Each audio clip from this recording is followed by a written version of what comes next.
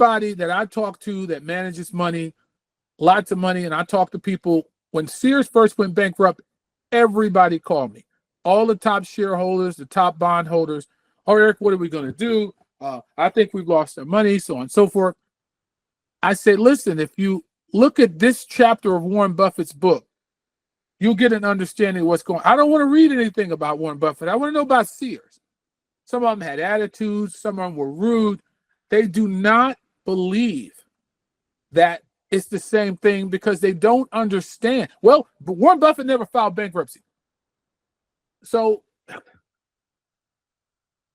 bankruptcy adds a special benefit to what happened. And by the way, when Warren Buffett did these mergers with these so-called liquidating companies, the law was different. Now a bankruptcy is almost required to still qualify for the laws and the tax benefits that Eddie Lampert is getting. So we are liquidating Sears Holdings tax-free. The $1 billion we sold in Invel Solutions, no taxes. The $200 million for Die Hard, no taxes. That real estate I just showed you we sold, no taxes. So you can't do that unless you're doing this type of reorganization. So what Adrian has on the screen is something that Kodak is making a mistake on. Kodak has an overfunded pension of they have $3.5 billion in assets and only $2.3 billion in liabilities.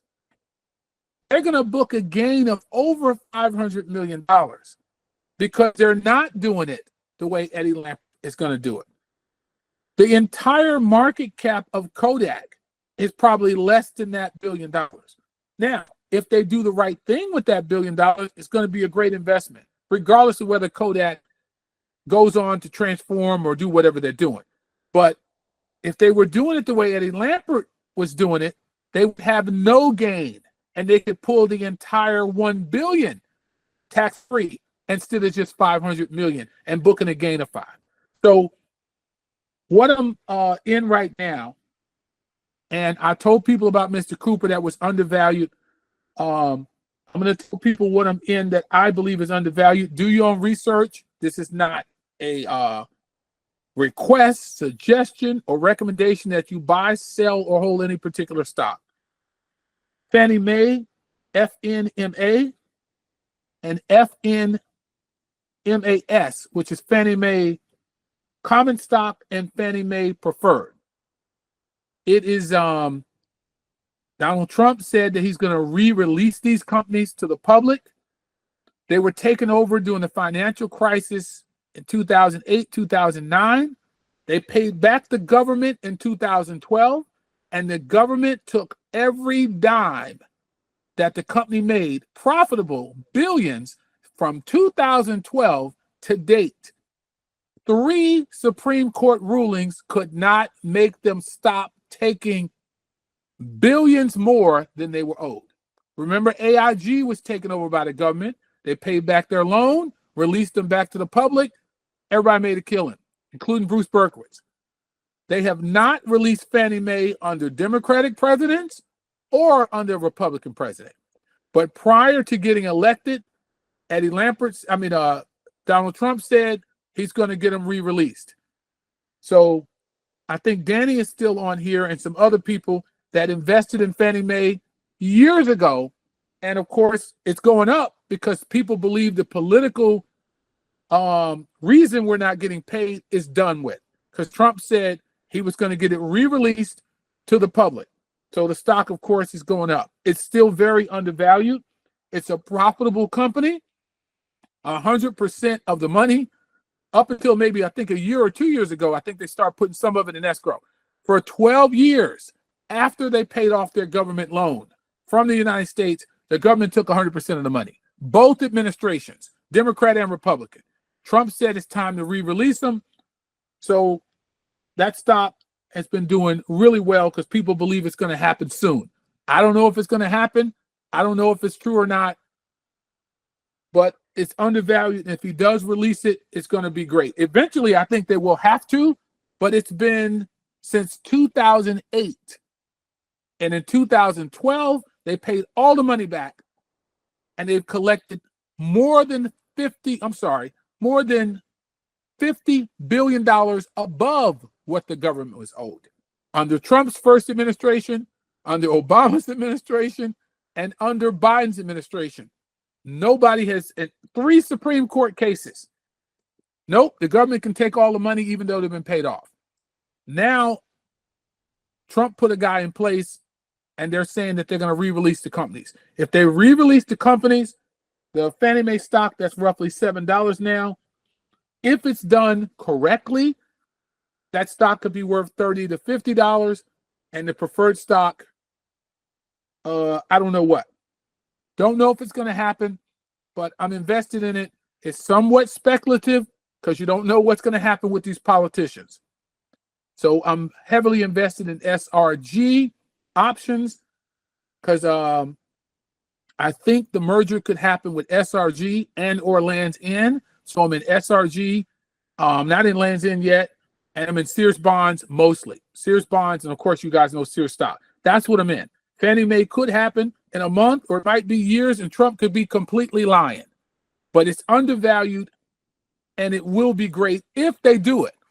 But it's not like Sears where they have a set deadline. It's no government. It's nothing like that. So, do your own research. Go ahead, Blair. Motorcycle chick, go ahead with your hand.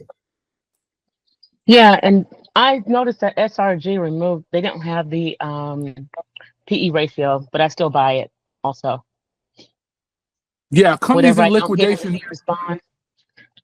Oh, go ahead. I'm sorry, companies in liquidation don't have a PE ratio because Seritage is also liquidating just like the other Buffett company. You with me? Yep, got it. So what you look for in a liquidating company, you Google the website, Seritage Growth Properties, and you look at the net asset value, and that's how you determine and you divide that number. Yeah. And SRG, in my opinion, extremely undervalued because the assets that they have listed for sale total out to more than $15 a share, and the stock is under $4. So I'm in SRG and I'm in Sears bonds. And I think they're going to merge, transform into SRG, just like he did those other companies. That's my guess, but it's undervalued nonetheless. Sears bonds are undervalued by 50 times the money, Seritage by 4 to 6 or 4 to 7. Again, this is not. Yeah, not financial advice, not any recommendation to buy or sell or hold a stock, just my personal opinion on what I'm investing in. Yeah. So whenever I buy the stocks, I mean the bonds, whatever I have left, I put in SRG. Yeah, that's how I've been doing it. I've been doing bonds and SRG. I've been doing options mainly just because I think it's possible that the merger could happen, but that's just kind of my own little gamble. But we'll see. I know it's undervalued and I know they're liquidating. We just don't know how long. And by the way, the people who shorted Seritage, who are betting against it, Warren Buffett loaned Seritage $2 billion, and they swore that they'll never be able to pay back that loan. So they put $2 billion in development in those old Sears buildings, and right now the whole company market cap is $250 million, and we got maybe $150 million in cash. So it's an incredibly undervalued stock right now. And they've been redeveloping. If you see what they've been doing with these Sears stores and these redevelopments and condos, it's next level. You look up the UTC Mall Sears redevelopment, or look up any of the big Sears redevelopments with Seritage right now, because the other real estate that transformed doesn't have, Seritage has. It's incredible projects going up. You go to the Seritage Growth Properties website, it's amazing. And you can't put $2 billion in redevelopment and the whole company is only worth $250 million. That's crazy. Where did it go? Where did the $2 billion go, motorcycle chick? Exactly. So it's in there. It's in there. Look at some of these redevelopments. That's it. Sears Westfield UTC redevelopment. I'm 10 minutes from that. I'm 10 minutes from that one right there with the red circle. That used to be a Sears. Look how big the parking lot is. That is prime real estate near La Jolla. Prime. Like Beverly Hills kind of real estate. Mm-hmm. Beautiful properties. Anyway, Yes. Any more questions?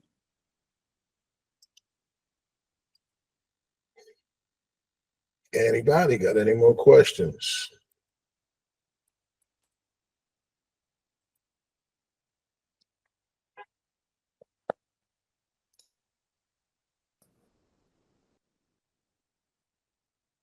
I do. Okay, Blair, that book, How Buffett Does It. I just Yes. told everybody, I think that's a great book. It's short, it's simple, easy to read. I recommend How Buffett Does It by James Pardoe. Somebody put that in the chat. I think I did too. How Buffett Does It by that book right there. That's a book everybody needs to have. And it really gives you a lot of the fundamentals. That's the book you need. That's what you start with. You start with that and you study this book. It's very easy. It's got pictures. It's not thick. That's the book you want to study. That's the book you want to study. And you want to be patient. And if you don't know or believe in a time frame, put it in your retirement accounts. Put it in your kids' college accounts. We don't know how long this thing is going to be. But the longer it takes, the more we're going to get paid out. Because the company is building cash and the money is just going into an account. So we're not waiting to cash in the lottery ticket. I want to make sure I make that clear to everybody. We're not waiting to cash in a lottery ticket. This money that's coming in from the leasing, the real estate sales, Craftsman by Sears, the credit card, motorcycle chick brought up, all of this money is still piling up. So when you think about, quote, how long it's taken, think about the fact that the money is piling up. Go ahead, Blair. We got a question. Yes, Miriam. Go ahead. You have your hand raised.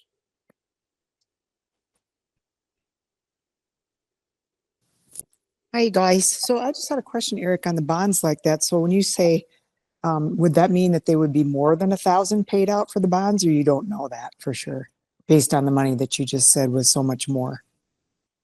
Well, I believe I don't. Well, all Or does I can that just say- go to the shareholders? No. I mean, once the bondholders are paid their money plus interest, that's it. The balance goes to the shareholders. We know that the surplus is there. So if he gives us stock, or you get an option to get stock instead of cash, it would be more if the company is worth more. So, for example, there are convertible. Before you became involved, some of us exchanged our regular bonds for bonds that are exchangeable in the stock. Okay. Right? Mhm. Nobody wanted to do it. Eddie Lampert did it, and I was right there at the meeting. I said, I'm doing it. Lampert's doing it because we get interest in stock. So it's called a PIK bond, P-I-K, a paid-in-kind bond. So we don't get 8% interest. We get stock as interest. So the first payment came right before the bankruptcy. So the 8% interest they owed us was $480. We got $480 in stock. So for the last 5 or 6, 7 years, if he continues and he adds up all that stock and the stock is worth what it's worth a lot. So the bonds will get a premium for sure. The bonds will get a premium. I don't know how that works. Okay. But I do know that $1,000 was the face value of the bond 5, 6 years ago. So if you do 8% interest or whatever other, if he converts all the bonds into stock, which is possible, that's going to be your premium. It'll be big. Okay. It'll be big. It'll be huge. It'll be way more than 1,000. Okay. All Very right. good. Thank you. All right. Thank you, Miriam. You bet. Okay. Thank you, Miriam. Anybody have a question? Anybody have a question? Comment, question? I think we're good. Anybody in the comment section? Everybody good? Yeah, I think we're good. Danny says, would you say that since you own PIK bonds, would you, Mr. Eric, get paid first, then us regular folks with the regular bonds? No. There's no difference in time frame of payment for me, Eddie Lampert. Everybody's got to get paid at the same time. Gotcha. Yeah, there's no difference. Yeah, Danny. So the only difference is we get paid in stock. We get paid in stock instead of cash, and they may offer that same Conversion. conversion to everybody anyway. He did that prior to the bankruptcy. People like, nah, I want my money. I said, I'm going to take what Eddie's taking. He's taking stock. I'm taking stock. Bingo. All right, I think we're good. Any more questions? Anybody got any questions? All right, everybody knows not to follow the bankruptcy. Am I correct? Clear. Please no Right. emails, no texts on anything happening in the bankruptcy. If you find something on the Transform website, like they sell a property for $100 million or something, send that to me. You find out they sold Kenmore for $1 billion, send that to me because I'll check it. But Adrian and I are working on projects, JCPenney and other stuff, so I'm not really checking it. But I think our group, if we're checking it on a daily basis, there's going to be something going down, and look at what's going on. But nothing happening in the bankruptcy has anything to do with us. I don't care what they're posting on Reddit, Stock Twits, and Seeking Alpha. And I won't be posting online. I'm not going to be posting online anymore. So I'm going to just be talking to our group. Wyco has bowed out. He turned down $10,000 to debate me in front of a retired bankruptcy judge and make his case. Then he disappeared after more than 10 years on Seeking Alpha. I'm done.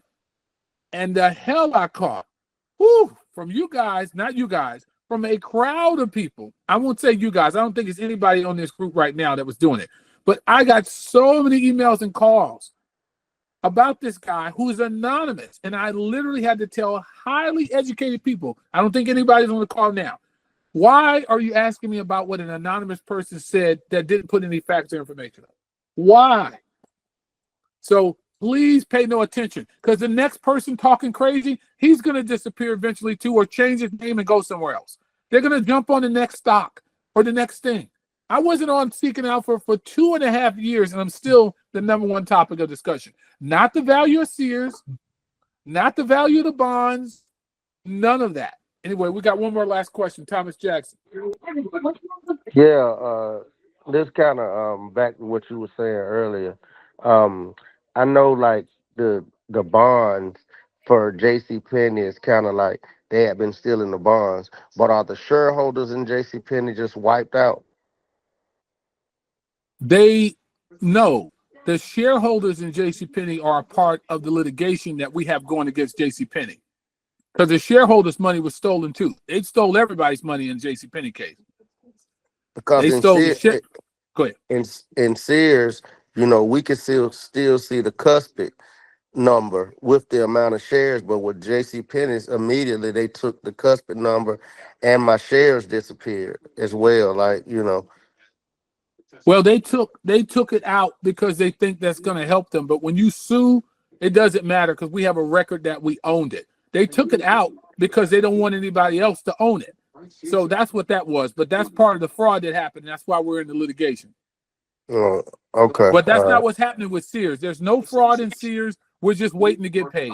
That's it. No fraud in Sears. But JCPenney, complete crooks that pulled it off and complete crooks that did it. And you saw the article they did, and they quoted me in that article. You saw it, right? Yeah. Okay. So it's some more articles coming from some big national sources, and it's an FBI investigation going on. It's some major federal investigations going on that I know for a fact in JCPenney. So we're just going to hang tight with that. And they're stuck. We got them stuck. So, but no fraud in Sears whatsoever. No fraud in Sears whatsoever. Yeah. We're just waiting. All right. And patience is hard. I know it's hard, but we got to wait. All right. Thank you, Thomas. Mm-hmm.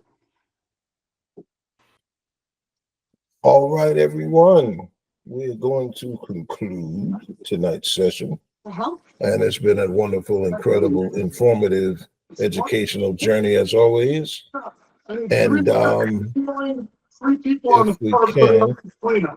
hold on a second here. There we go. So, Eric, again, thank you for coming on tonight.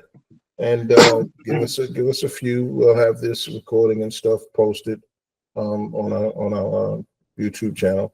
And Eric, again, thank you so much. And Adrian, thank you so much. Tanisha, Rod, and everybody, thank you so much. This is incredible. Yeah, thanks, man. Thanks. Yes. So again, Thank you for hosting, Claire. yes, of course. Yeah, thank you too, Blair. Thank you too. This has been Triangle. You're welcome. You're welcome. This is Triangle Blockchain's development call that we have Tuesdays, like first Tuesdays of the month. And of course, when we have a special occasion, such as Eric as our guest, we always want to, get him out here, keep us updated. All right. Okay, let me And say this real Adrian? quick, Blair. Yes, sir. Please rewatch the last video. If you have any questions, put the questions in the comment section. Don't email me. Put it in the comment section of the video, this one or the old video.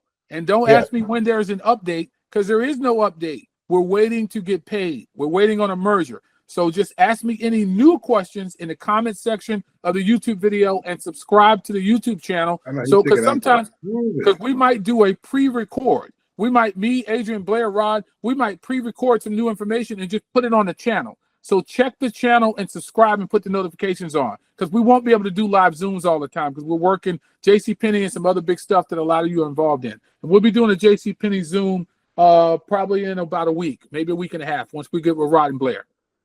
I'm sorry, go ahead, Blair. Absolutely. Thank you so much for that. That makes perfect sense. So if you have a question, you're looking at the YouTube video, drop the question there. And Eric and I make sure that, and Adrian, we'll make sure that we get your answers to you the best that we can. That's a good organized way to keep the questions. Well, all right, everybody, look at those shows of thumbs, and it's so just wonderful. Yes. Thank you, I just everybody. learned how to do the emojis. That's why. Thank I you. see. Me too. Me too. I ain't lying. Over there like Machine Gun Kelly. Go ahead. I just learned. Can you tell? I love it. Well, Thanks, again, guys. Happy New Year to everybody, and thank you so much. I got a for new coming out. game. I got a new game.